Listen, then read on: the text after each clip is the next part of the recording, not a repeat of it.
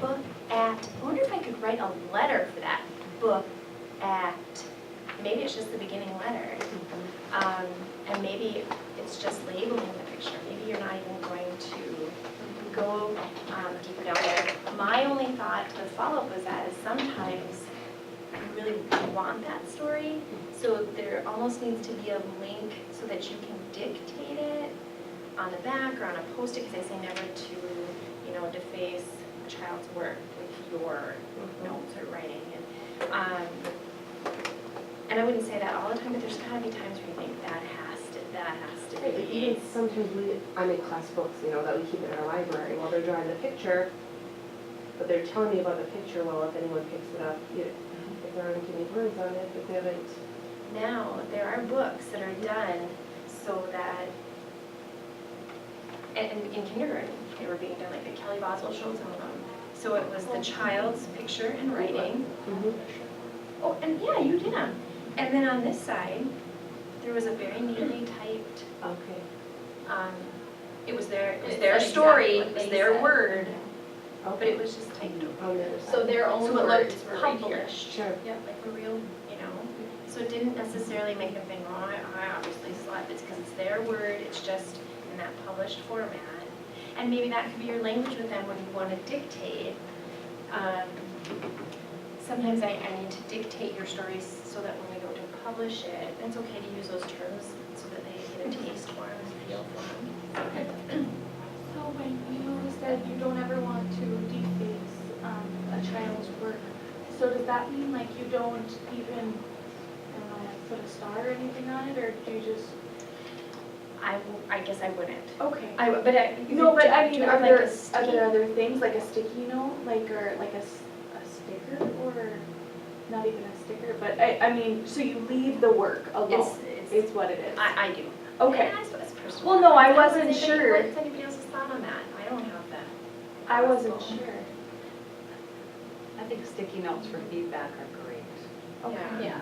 Yeah. Okay. Even if you said good job on a sticky note, and Okay. put that on there. And you did or- like a specific. But I like specifically how would be you better. use your periods. I like how you use Exactly. your finger Right. spaces. Okay. And really, when you get conferring cemented,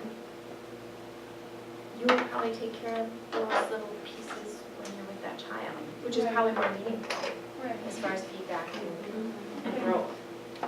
Okay. All right, but we have to show the video. We have to show the video. This couldn't, because this couldn't have been more perfect for this little side conversation. I can't turn it, so you do. So you kind all of go have like to- this? I take it on, sorry. I do that all the time, and the kids go ah. Now, where's that music coming from? Where's it coming from? I paused it. I paused it, didn't I? No. But it says pause. It does say pause. But now I'm gonna push play. Do you have two of them? I must have two of them. That was weird. Okay, let's try this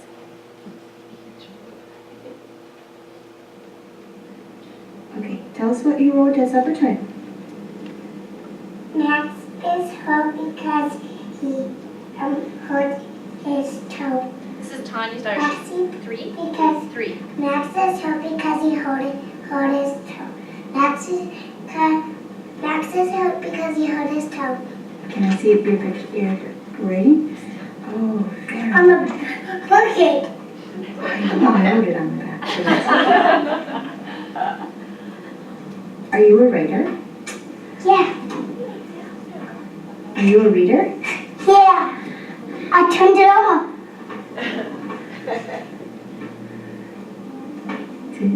What else can you do? I can do a jumping jack. A flip. Nice. Are you going to do some more writing? Yes. Yeah. Should I get you some paper? No. I'm not gonna write. Why not? Because I don't want to write. Because they don't. Stop. Because they don't want. Because they don't want to write anymore. Okay. Bye. Bye. Bye.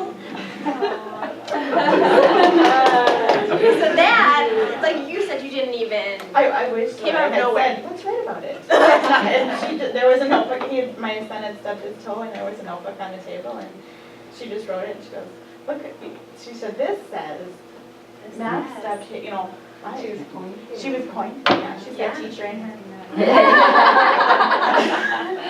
How lovely is that? Like, thank gosh you weren't the mom that said, those aren't letters, that's not what, and there are parents that do that. That does not say, or you didn't spell. Well, and she wrote that at supper time, and this was at bedtime, so this was like 4 hours later. Oh, that's great. Yeah, Yeah, and that fact, this. yeah, she remembered. She remembered. I love it. Awesome. Okay. And she looks like a mover. Yeah, see? And a shaker.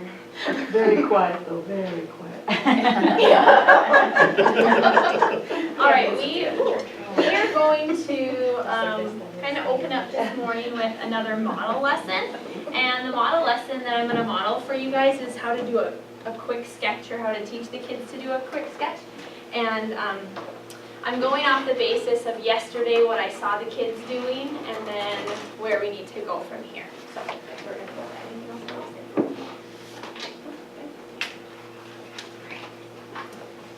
Writers, yesterday, as I was talking to some of you, you had the best ideas about stories that you wanted to get down on your paper. But when it came time to write, we ran into a problem. You're never, ever, ever going to guess what it is. Can I tell you? Can I tell you what it is?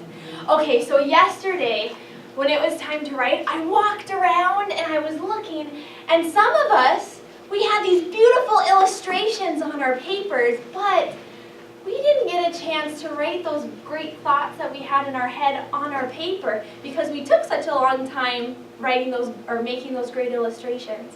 So boys and girls, what I want to teach you today, writers, is I want to teach you how to get a quick sketch down so that you can get all of that wonderful information from your head to your mouth to your paper, okay? Watch as I do this, writers. Okay, so I'm going to think for a second, what do I want to write about? Oh wait, it's Tuesday morning, so what do I always write about on Tuesday mornings? Wrestling. Oh, I write about wrestling. Last night there was this wrestling match, and I'm going to make my quick sketch right away. Yesterday there was this wrestling match, and there were these two girls that were wrestling. And this one, she was really, really angry. And then there was this other girl that she was crawling after her. And she had her hair down like this, and she looked really, really angry. This other girl, she looked really, really angry too. And then this girl reached over, and she pulled a chunk of her hair out. Oh my goodness. That was kind of crazy. Okay, I have that in my picture, don't I? That was my quick sketch. There's the girl crawling. She ripped her hair out, and I'm going to label that hair. Okay, so I got that quick sketch. Ooh, now I can write my words. All right. Last night, I was watching wrestling. And I think that I want to say how I felt. Okay, last night I was watching wrestling. I felt kind of scared for this girl. So I think I'm going to put that. I felt scared for the girl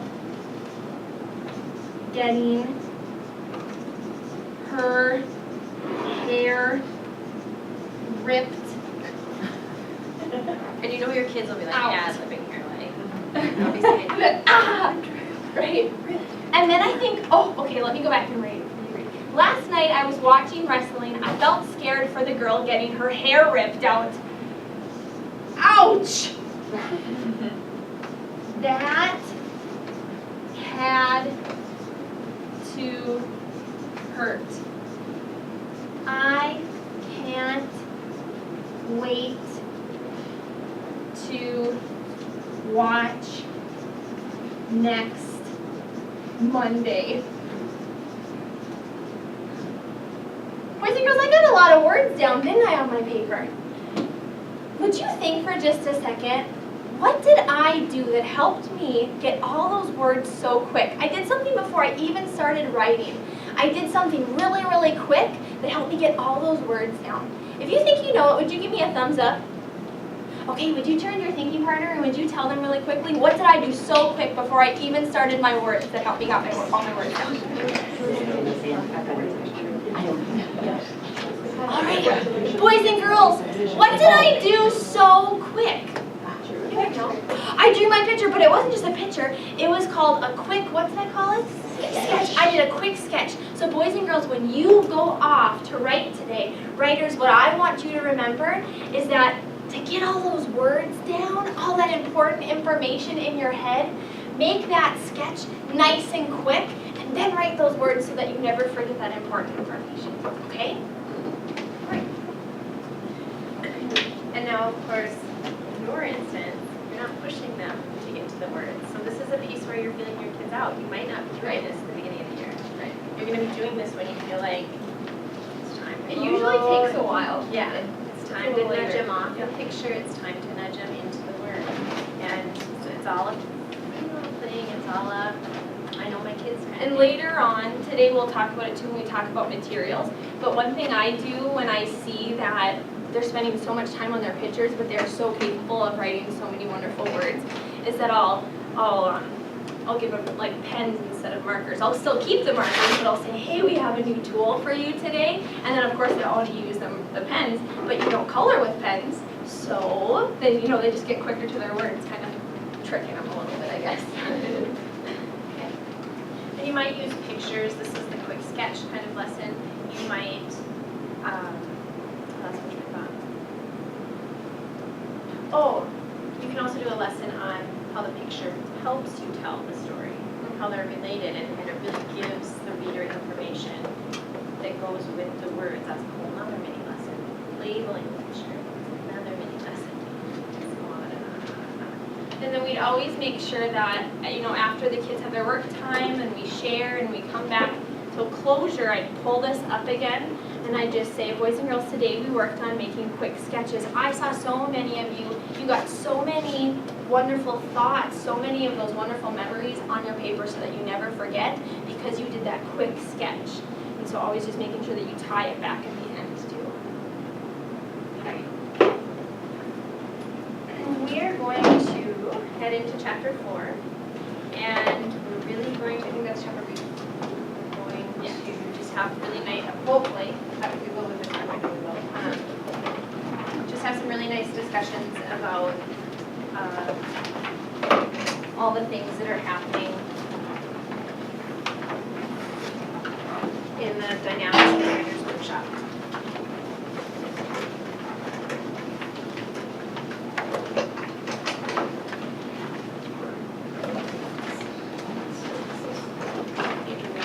We are on page 28.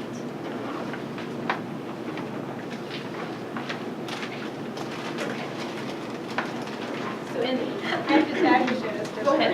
This is the other thing I always thought about. I like to think of when she's doing a quick sketch. She would love to see that sketch of Olivia and Ben and her dog.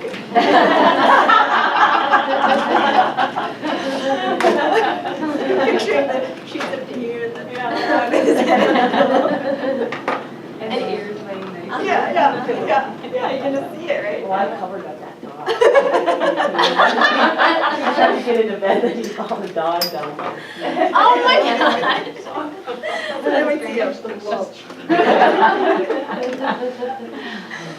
Marriage.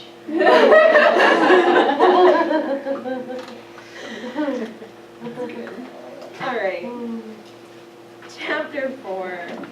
Chapter 4.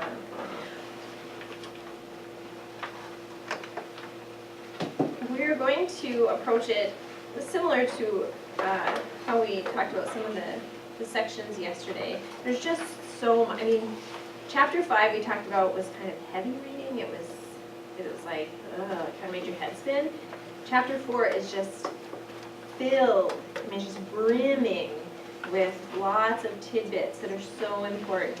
And so hopefully we can dwell on some of them and talk about the important things that come out of them. So when we're looking at just the intro to the chapter, she highlights that when we're thinking about those mini lessons, how important it is to be thinking about the words that are coming out of our mouth, the mini lessons themselves, the conference. I mean, we as teachers live in that world of continuing balance and juggle. And it's just the acknowledgement that this isn't a small job. It's a big job, and probably initially even more so until you really feel like it's internalized. And I was gonna say, she has a comment on page 29. How could it not be tricky to build an environment in which 20 or 30 youngsters each invent and pursue his or her own important projects as writers, working within the confines of a small room, each needing his or her own mix of silence and collaboration, time and deadline, resources and one another? It's true, it is. You think about it and sometimes you can think, that's kind of overwhelming, that kind of hurts my head a little bit. And you can see where you want to put the prompt out there. Let's take them in one direction, we have one thing to think about and one thing to correct. But again, that's not, it's not really the learners that we want to be generating. So if we move on to the importance of structure and systems, I'll put it out to you first, things that may have jumped out to you in that particular section. I like that she mentioned the consistency, that there's no surprises, that children know what to expect every day. I love that too. I love that too. Pure and simple. Yeah, absolutely. I also liked her comment, how we structure the workshop is less important than that we structure. Yes. Yes. So there's that, Yeah. something that's dependable for them.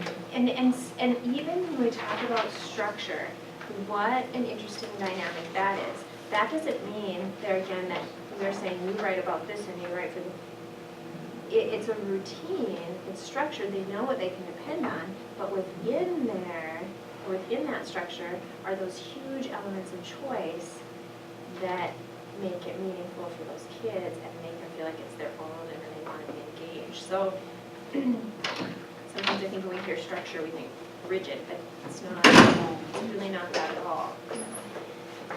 She even goes so far as to, when she talks about that, that teacher, and she watches Alexi quite a bit, I think she, or Abby, she refers to Abby quite a bit. Anyway, she references a couple of teachers. But she specifically said that 10-minute mini lesson, she named the strategy and she demonstrated the strategy.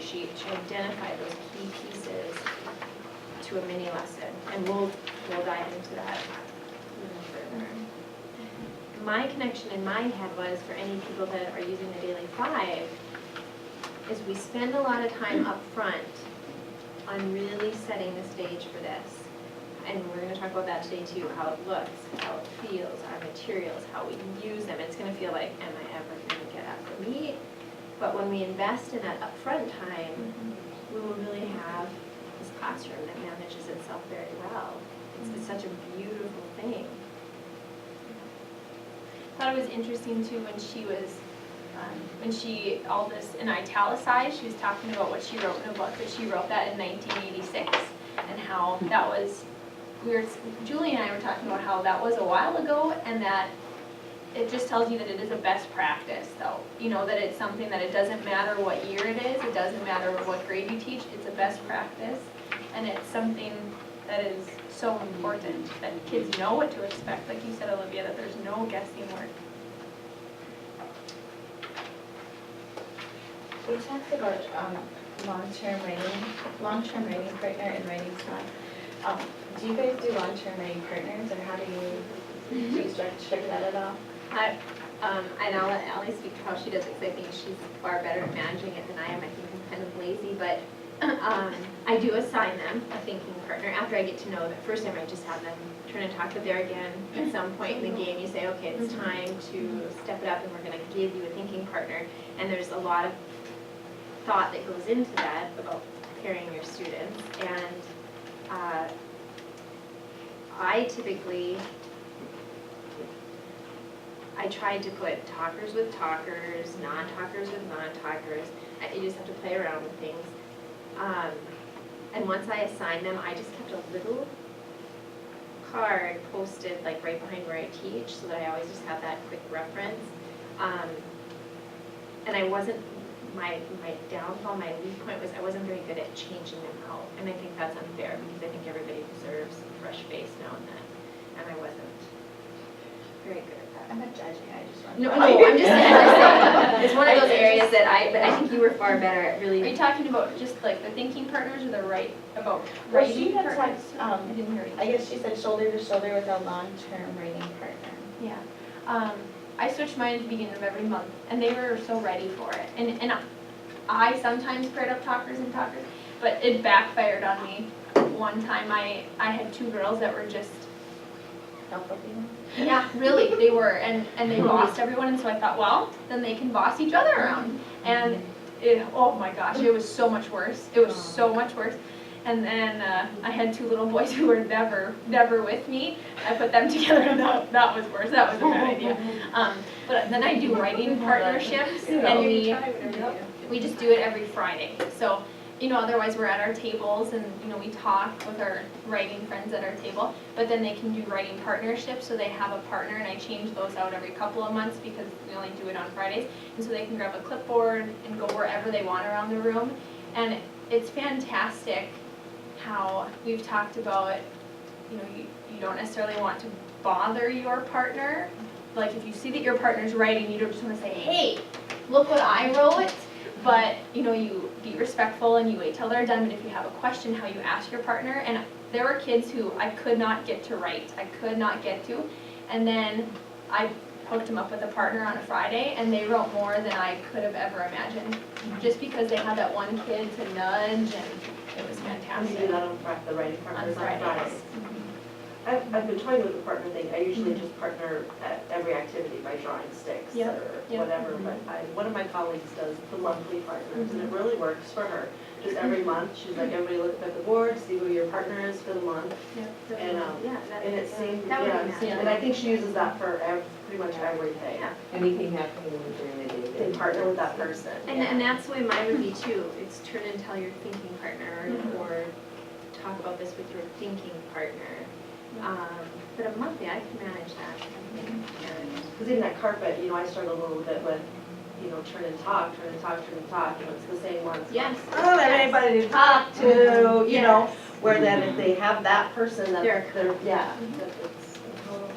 Yeah, so important that they be accountable. And I think, like the point being long-term, you don't want to be switching them up all the time, because we know that when we spend time with each other, we establish a certain rapport and relationship. And I suppose that same thing happens between our students. They really probably establish some give and take, and they learn from one another, and that's important too.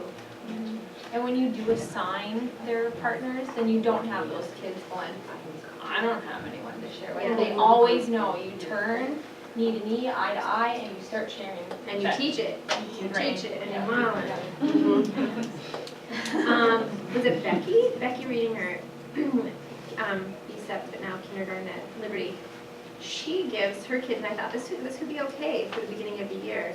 On a stick, she gives them a little mouth or a little ear, so if they're the listener or the speaker, I thought that was a nice visual.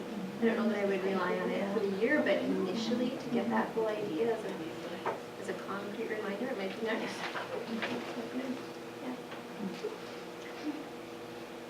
Okay. Anything else in that particular section? Not, we'll move on. Learning about structures and systems. So we touched on this a little bit. And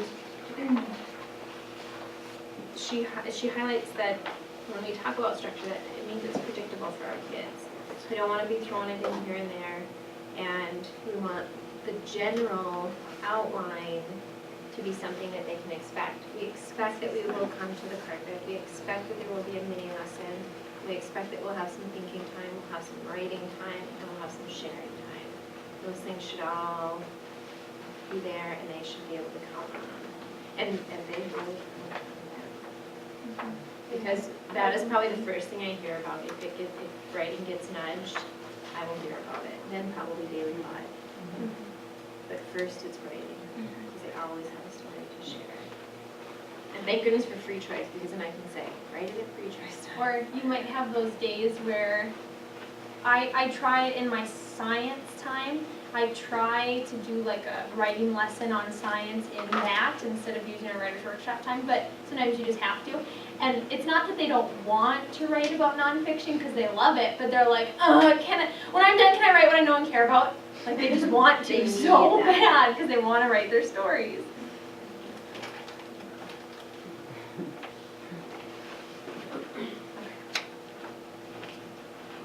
The other piece that I thought was kind of interesting that she offered, because you have that structure, you can peek into a classroom on any given day, and you really have a view of that classroom over the year. So I can stop into Allie's room on any given day and watch the writer's workshop, and I really have a taste then for what that's looking like the entire year. And the same thing with probably daily 5 or whatever it may be. All the information can kind of weave in and out, but that structure is solid. That's nice for us too, isn't it? I mean, I feel better when I have that.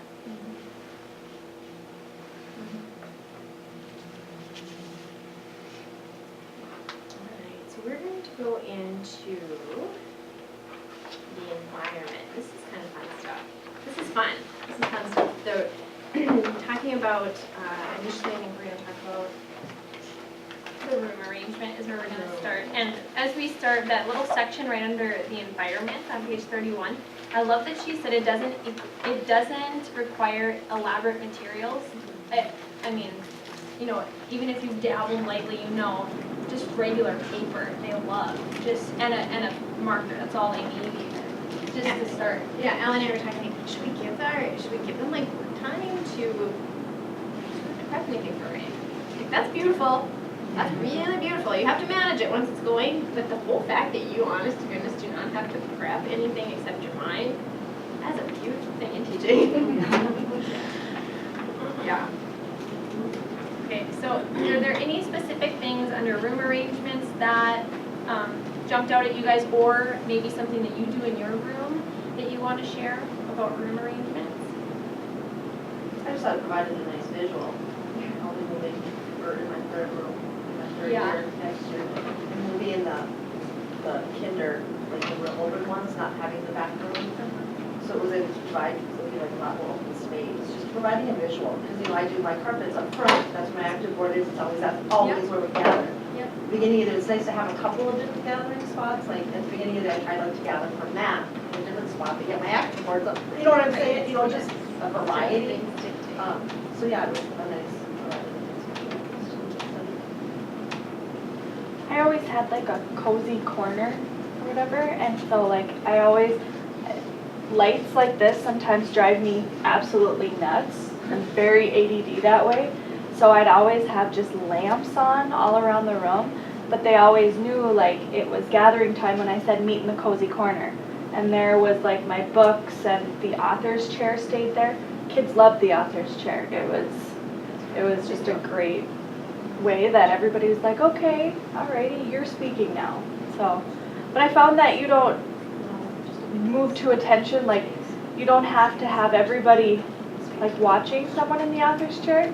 Is that what I read in this book? I think everybody will develop their own unique style of sharing an author's chair. I know that the recommendations that Linda gave are very different from what I do, what I feel like works for me, what works for your students, and what works one year might not work the next year. So we will definitely share how our sharing time looks. But right, you have to just take little tidbits from all the information that you get and pull the best of what works for you. But don't not do it. That would be the only thing. Do it. You must do it. Because there is, sometimes there's more that comes out of the sharing time than out of the lesson, because they're learning from their peers. And there's greater learning when it can be on the same level than us giving our spiels. What do people use as share chairs typically? You know, I mean, I've seen a few things, you know. Okay, so like this. that's why we brought That's this. why I This is don't one of our tools, and the beauty of this chair too, if a tiny room folds flat. So I started with a rocking chair. Oh my gravy! so much room, you can't ever just scoot it out of the way. And then we discovered these director's chairs, they have them, you'll find them at TJ Maxx periodically. They're a Pier 1, but they're expensive. Pier 1, TJ Maxx, not so expensive, but they really are convenient in that they fold flat. So you could do the same thing with like those camping chairs. And you might be able to have fun with those. Yeah, I tried with this last year. She buys a camping chair, well, 4 because we have 4 sections, so it's true. But Yeah. anyway, she has them share in there, and so as soon as they're done sharing, they autograph it with a Sharpie. At the end of the year, she draws, and someone gets to take it from them. Oh my goodness. And so, I mean, I was like, oh, that's such a cool idea. Or you could do it every trimester. I mean, because those chairs are what, $5-10. It's not that big of a deal, but the kids are just like, oh, you know, they just. Because they want to sign in, they want to get on there, and they want, you know, so it was kind of a cool way to piece of chair, like the mechanical chair, You can write on it, because they're soft like this. that should go on Pinterest. That should go on Pinterest, that's a good idea. That should go on Pinterest. Everybody should be buying, and now and then we'll go to Target and all the camping chairs. That's all going to Target t-shirts. Another thing, we have, are you gonna show the pictures? Yeah, Is this the right spot? Yeah. Okay. Somewhere. The other thing to be thinking about with room arrangement is flow and independence. Because our goal is not to be saying, here are the pens, here's that, we really want to foster that.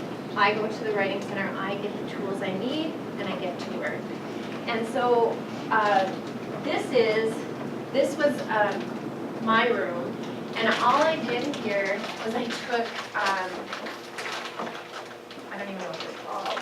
They're kind of like the book boxes. They're kind of like book boxes, but they're like filing boxes or whatever. And I turn them on their side, and this is the whiteboards, the stapler, the tape, scissors, and then these were all just different writing papers, and then the different writing pens and things that we were using at that particular time. This one, we just found a picture of this one on the internet, but I use these, so I had like 8 different ones on, like I had more of the plain paper and then more lined paper, and there were notes and all about me's and that kind of stuff in there, and I just used those, and then just little cups just like that for writing utensils, nothing. And our other K partner used the drawers, and she just The big had, ones. yeah, and what she had like to hold her pens. And her paper, I think she had And her paper in paper. there too. Okay. So however, there again, however it works for you. So you leave that, because in here it says that we drop stuff and then they live at the table. Yes, I didn't work that way. And you know, like how you keep your folders, she keeps them separate, they bring the folders. My kids have their folders in their chair pocket. There again, those are real personal preference. But it depends what you have too, because I mean, I had square desks, I mean, that you could put 4 kids around, but it has almost like their individual little cubby right in front of them. And so they kept theirs there, but it just depends what you have and the kind of room you have. It depends on all that too. That makes a big difference. And I know I read a lot in here in this book of like a toolbox in the middle of the table. I've never tried it. Has anyone ever done that? for me. You've done that? And? It's cool. It I worked. bet it worked just fine. It did, and it was with kindergartners, Yeah. and it worked really well, and there was always one person that was the distributor, and Yeah. they would just pass it down. And the only reason I didn't, and I mean, you just have to coach your kids through it and you have to teach them about it, is because I said we just use one writing utensil. So we use one marker or we use one crayon, because I didn't want them coloring the whole page because it wasn't coloring time, it was writing time. That's the only reason why I didn't. But I like the idea later on when it talks about, it might talk about it in here, how later on in the year they have like the stamper and they have scissors, you know, so they can add paper and do all that. I like that. I like that idea too. Something cool that I learned in the Daily 5 class was she always had her writing notebooks or whatever that they brought with, but you could do these on folders too. And she took like a big straw, so like a straw, and would duct tape it to the side of the binding here. And then the pencil would go in there, and there was that, like the witch's hat eraser, Uh-huh. that pointed eraser on the top so that it wouldn't Fall the way- fall out or anything. And then so every time that they went somewhere with it, they had a pencil, so they didn't have to like carry it and drop it. And They so would love that. it was kind of cool. It was a really cool idea. So You said the Starbucks straws? Yeah, the Starbucks They're fatter that you straws. can fit a pencil. yeah, they said it looks really cool. Yeah, I know. Starbucks don't have any straws. I'm curious if Target won't have any chairs. Starbucks don't have any Right. Yeah, Well, so literally, like when I think about space, this was, I mean, that's it. That's all the space. This stuff is art supplies and handwriting without tears and that sort of thing. So this is literally, would be my writing center. That's where they always know to get their things for their writing tools and utensils. We're going to go more specifically into the papers and pens and that sort of thing. I think we have another picture because we also wanted to show you maybe like a side-by-side of a not-so-friendly writing center. Because even as an adult, if you were faced with this, you wouldn't know where to go with it. And you think about how we want to teach our kids, okay, you get your materials and you go get started and you do it quick because you don't want to forget those wonderful things that you have in your head. And so to stand here, and after a while, I mean, they get it, but to stand here and, oh no, not that one. Okay, this one, and then go, and then you have two kids waiting behind them, and then they start hitting each other. We know what happens then, so. And then this one is far better, especially like with our really young learners and maybe not readers, that you have a picture if you do a sort of drawer system. I always used, my paper was visible, then my cups made the writing pens visible, so they didn't need to worry about that. But if that's the route we go. And we didn't necessarily intend for this to be here, but this kind of brings up a good point, the stapler. I've been to so many, between Kelly Boswell, Linda Hoyt, other people in our district who talk about how you just have to like let your supplies go and how you don't have to be scared to let the kids have the staplers and the tape. And